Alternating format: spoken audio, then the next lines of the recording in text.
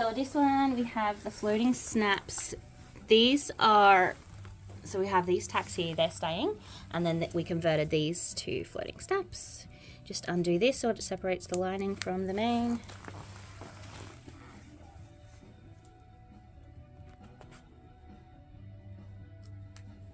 And then about halfway up, we've got this lovely organza ribbon. The safety pin's there just so we can easily find it.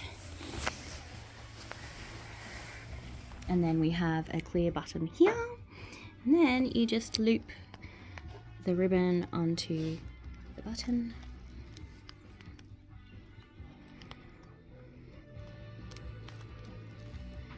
I'll edit this so it looks really easy to do.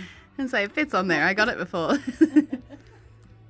You don't want it too loose, otherwise it falls off too. So there we go. Looping your dress? Yeah. We can loop your dress before you walk into the reception. Not before you walk into the... No, obviously. No, we didn't. Okay. No. Here we go. Yeah. I don't think I did those ribbons.